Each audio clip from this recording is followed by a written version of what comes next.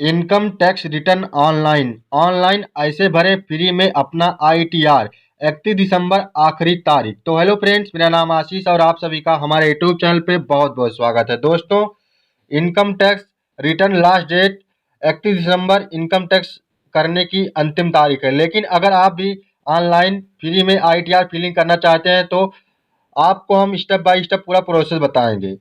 तो चलिए दोस्तों, सभी सरकारी नौकरी या बिजनेस करने वाले अपनी इनकम के तौर पर आयकर रिटर्न दाखिल करते हैं। इनकम टैक्स रिटर्न वे लोग फाइल कर सकते हैं जिनकी इनकम टैक्स ब्रैकेट में भी नहीं है आती है। मगर आईटीआर फाइल करने के लिए आपको यह भी पता होना चाहिए कि आखिर आईटीआर क्या है।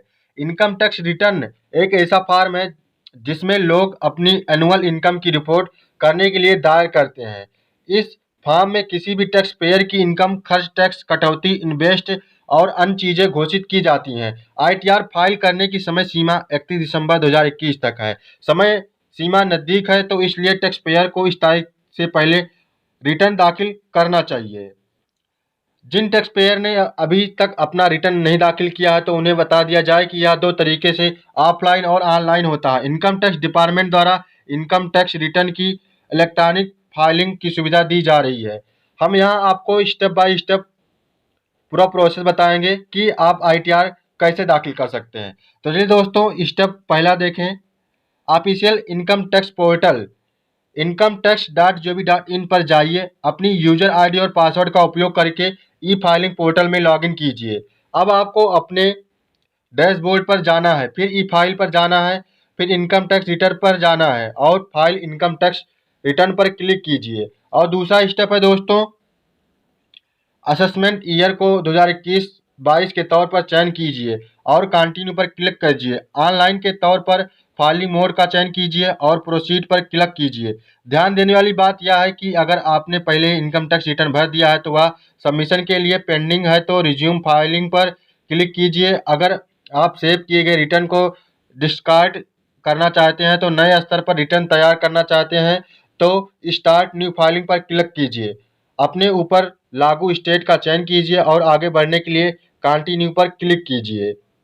और दोस्तों, स्टेप तीसरा है, इनकम टैक्स रिटर्न को टाइप करने का चयन करने के लिए आपके पास दो ऑप्शन है। अगर आपको नहीं पता है कि आपको कौन सा आईटीआर फाइल करना है तो डिसाइसेस बिट आईटीआर फॉर्म 2 फाइल का चयन कर सकते हैं और आगे बढ़ने के लिए कंटिन्यू पर क्लिक कर सकते हैं।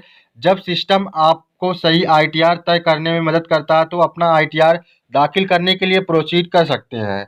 और दोस्तों, स्टेप चौथा है, अगर आपको पता है कि आपको कौन सा आईटीआर फाइल करना है तो आप I know which ITR form I need to file का चयन कीजिए। ड्रॉप डाउन से एप्लीकेबल इनकम टैक्स रिटर्न चयन कीजिए और प्रोसीड विद आईटीआर पर क्लिक कीजिए।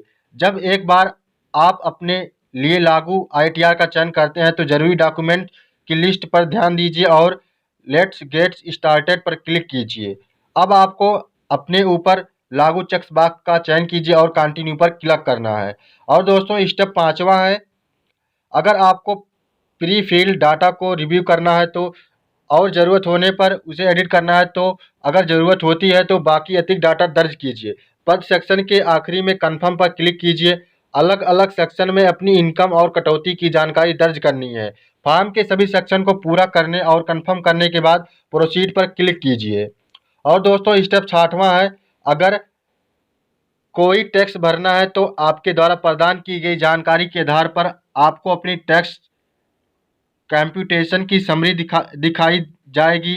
अगर कंप्यूटेशन के आधार पर टैक्स देना है तो आपको पेज के निचले पार्ट पे नाउ ऑप्शन, नाउ और पे लेटर ऑप्शन मिलते हैं। अगर कोई भी टैक्स नहीं भरना है तो नो डिमांड, नो रिफंड, या और अगर आप रिफंड के लिए पात्र हैं तो दोस्तों, स्टेप सातवां है कि अगर टैक्स भरने के बाद प्रीव्यू रिटर्न पर क्लिक कीजिए।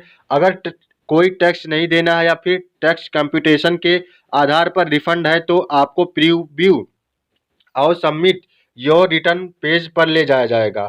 प्रीव्यू और सबमिट योर रिटर्न पेज पर प्लेन्स एंटर करें, डिक्लेरेशन चेकबॉक्स का चयन करें और प्रोसीड टू वैलिडेशन पर क्लिक कीजिए। अगर आपने अपना रिटर्न तैयार करने में टैक्स रिटर्न तैयार करने वाले या टीआरपी शामिल नहीं किया तो आप टीआरपी से संबंधित टेक्स्ट बॉक्स को खाली छोड़ सकते हैं। और दोस्तों आपका 8वां स्टेप है, वैलिडेट के बाद अपने प्रीव्यू और सबमिट योर रिटर्न पेज पर वेरिफिकेशन के लिए प्रोसीड पर क्लिक कीजिए। अगर आपको रिटर्न में खामियों की सूची नज़र आती है तो आपको खामियों को ठीक करने के लिए फॉर्म पर वापस जाना होगा। अगर कोई खामी नहीं है तो आप प्रोसीड टू वेरिफिकेशन पर क्लिक करके अपने रिटर्न को ई वेरीफाई करने के लिए आगे बढ़ सकते हैं। कंप्लीट योर वेरिफिकेशन पेज पर पसंद के ऑप्शन पर क्लिक कीजिए और कंटिन्यू पर क्लिक कीजिए। आपने रिटर्न और ई वेरिफिकेशन को वेरीफाई करना जरूरी है। अगर आप बाद में ई वेरीफाई का चयन करते हैं तो आप अपना रिटर्न जमा कर सकते हैं। ऐसी स्थिति में आपको अपना आईटीआर दाखिल करने के लिए 120 दिन के अंदर अपना रिटर्न वेरीफाई कराना होगा। ई वेरीफाई पेज पर ऑप्शन का चयन कीजिए जिसके जरिए आप रिटर्न को वेरिफिकेशन करना चाहते हैं और कंटिन्यू पर क्लिक कीजिए।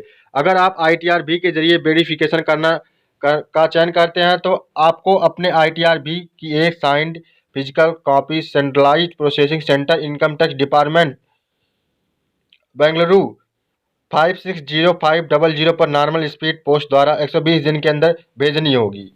दोस्तों लास्ट स्टेप है स्टेप 9वां, या कंफर्म कीजिए कि आपने अपना बैंक अकाउंट प्री वैलिडेट कर दिया है जिससे कोई भी रिफंड आपके बैंक अकाउंट में जमा हो।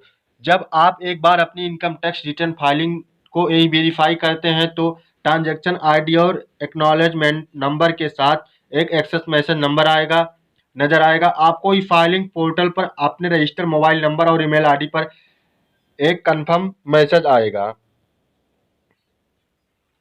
तो दोस्तों इसी तरीके से आप अपना इनकम टैक्स आईटीआर रिटर्न आसानी से भर सकते हैं। तो सो गाइस ये वीडियो आपको कैसे लगी दोस्तों? अगर आपको वीडियो अच्छी लगी हो तो वीडियो को लाइक जरूर कर दीजिए, और अगर आप हमारे यूट्यूब चैनल पर नए हैं तो हमारे चैनल को सब्सक्राइब करके बेल आइकन को प्रेस कर दीजिए। फिर मिलते हैं दोस्तों आपको नेक्स्ट वीडियो में, तब तक के लिए धन्यवाद।